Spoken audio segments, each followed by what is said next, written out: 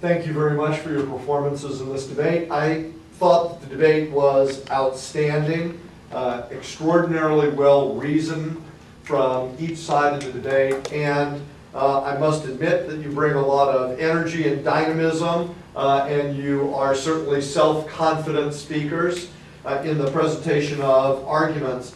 Let me first talk to you about your individual performances, then I'll talk about the assessment of the outcome of the debate. And I'm going to go speech by speech for an individual assessment for everyone's performance. If I begin with the opening speaker for the proposition, I thought that this was an eloquent speech. It was strongly delivered, consistently argued, and here are some features of it that I thought were particularly strong. The Salem witch trials introduction is an outstanding way to create a context for the speech. It's the historical violence that's done that continues to this day. And I think that it's a powerful example that can connect well with members of the audience. Injustice in the past. No one thinks that the Salem witch trials were managed appropriately, brought forward through the kinds of trials that we have now.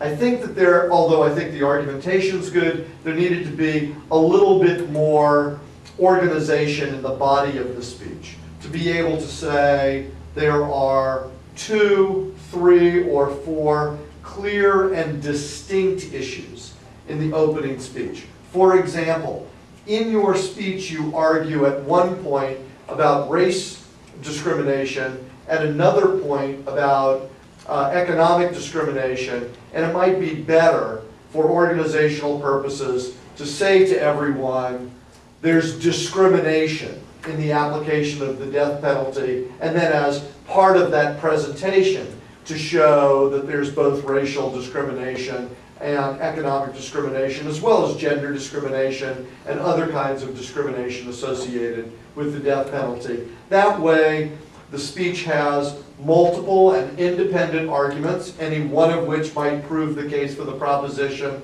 but they are clearly expressed so that anyone listening to it knows, yeah, there are 3 major points for the speech. Finally, I think that it would be better for you to use some of the examples that are used by your teammates later in the debate to say parts of the United States have abolished the death penalty, states have, or they've placed a moratorium on the death penalty, than to exclusively talk about countries in the world that haven't abolished the death penalty. Although I do think more time on that to emphasize countries just like the United States have almost universally abolished the death penalty would strengthen your position.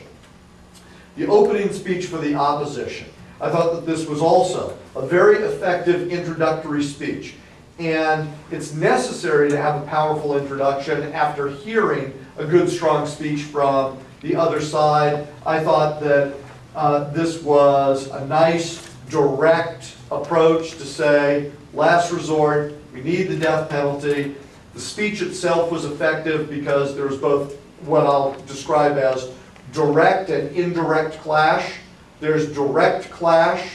Many of the arguments here say why the arguments advanced by the proposition team in the debate are simply not to be trusted. They don't have any credibility, or they favor the opposition rather than the proposition. There's also indirect clash, new material that's brought into the debate by the opposition. Obviously, the proposition's not going to yield anything. They're not going to give any ground to the opposition. And so it's important for the opposition to create their own argument opportunities in the debate. And here are some that are established in the opening speech. And I think that that's highly effective.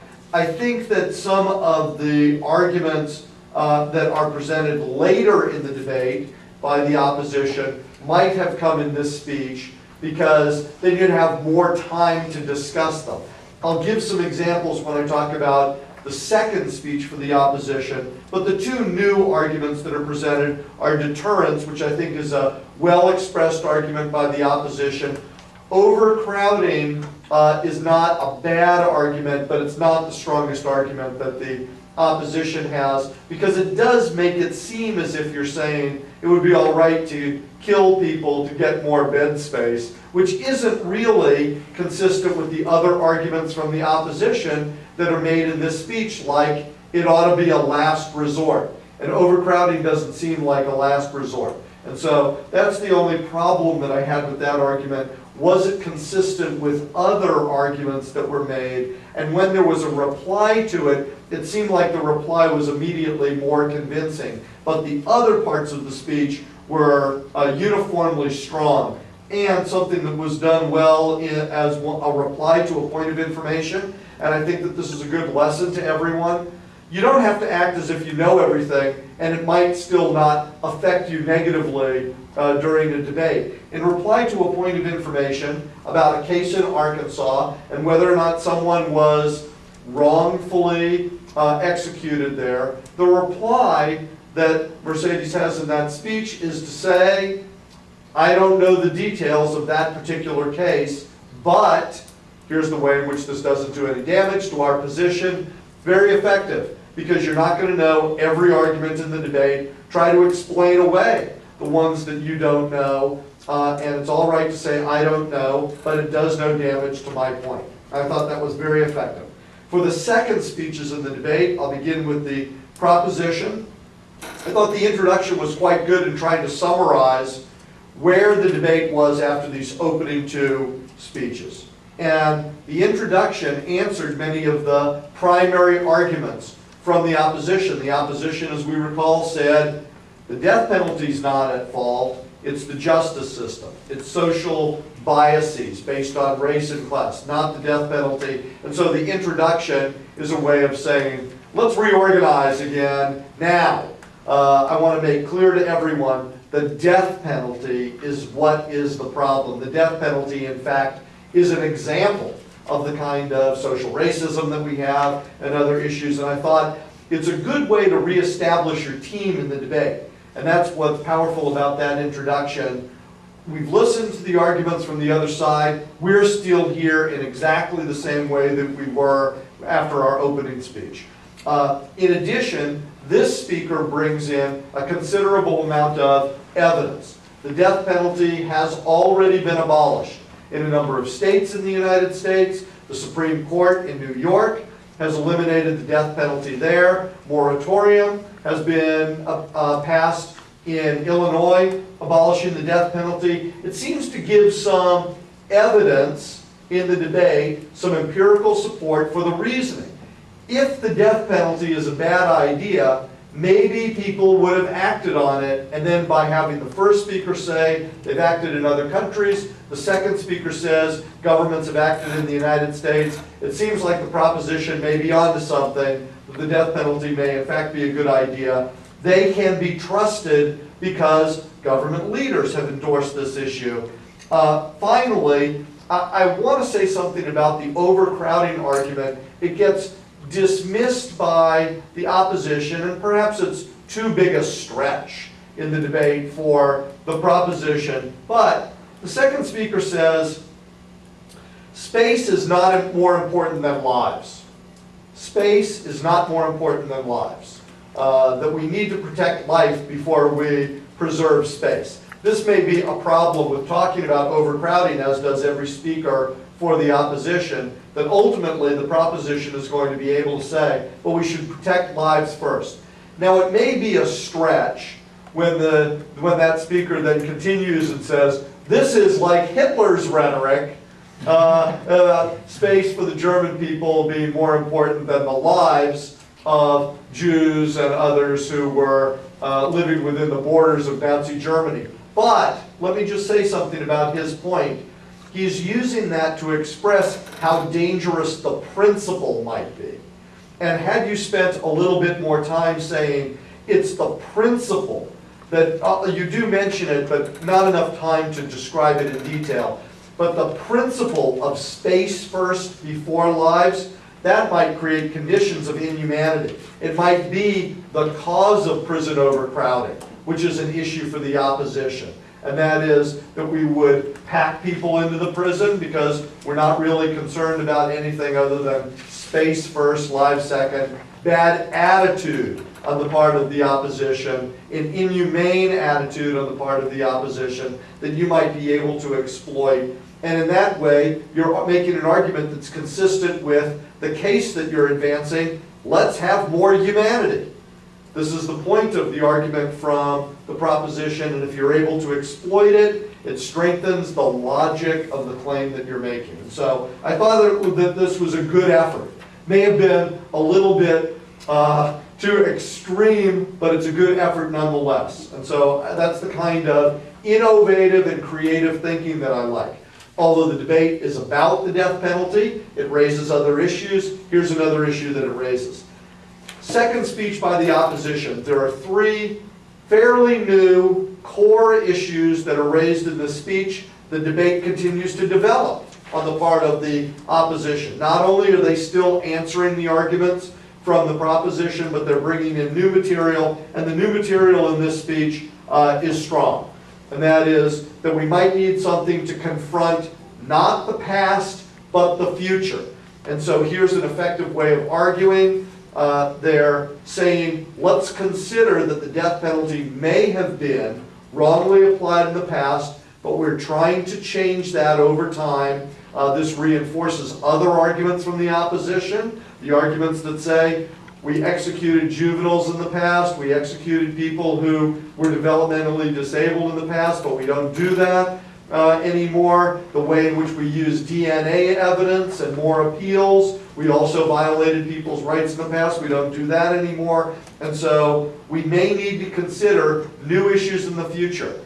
Mass killings, crimes against humanity, terrorism, those issues. We might need the death penalty as a deterrent. This is a new issue. The second issue that's raised by this speaker is that prison itself may be so inhumane that people may actually prefer or choose death, and the way they may get the death penalty is by killing others in prison to guarantee that they would get the death penalty, and then, which is consistent with the opening speaker saying it may be a last resort. And then finally, this speaker also says people might take the law into their own hands. Very powerful argument. Police might take the law into their own hands, and individual citizens may take the law into their own hands. Then comes the opposition rebuttal, and this was, I think, an exceptional summary of these issues because there's nothing from the partners that's left out. Their arguments are consistent, and it's all here. There's no proof that the innocent are killed. This is used as a last resort, only in special cases. Life sentences are not more humane. People will take the law into their own hands in a highly organized way. The rebuttal effectively summarizes the speech. One issue that you might want to work on is simply to avoid distraction. Sometimes some of the smaller arguments take too much time, and remember, you always have less time in the rebuttal than you do in the earlier speeches. It's hard to give a good summary, and that's why I think you want to concentrate on the big issues, but as I said, none of the big issues are left out in this rebuttal. Now, we have the final speech in the debate. Excellent introduction to this speech. It's powerful, it's persuasive. This begins the proposition's rebuttal exactly where the proposition began this debate. On its moral ground, we shouldn't be about revenge, it needs to be about justice. It's a strong restatement of the case, and many of the arguments that are well expressed in this speech are expressed earlier. I thought that you could have spent more time on the arguments raised by the opposition in this speech. And as I said, you have to be efficient about this because there isn't enough time in these speeches. And so, in summary, what are your speeches like in this debate? They're consistently excellent. There's strong reasoning, often good evidence in those speeches, excellent clash with the other side, and consistency with your teammates, which is exactly what you're trying to accomplish in the debate. 4 points for individuals. I will announce those points and give them in order of the speeches. Opening speaker for the proposition, 26.5. Opening speaker for the opposition, 26.5. Second speaker for the proposition, 27. Second speaker for the opposition, 27.5. Rebuttalist for the opposition, 27. And the final speaker in the debate, rebuttal is for the proposition, 26.5.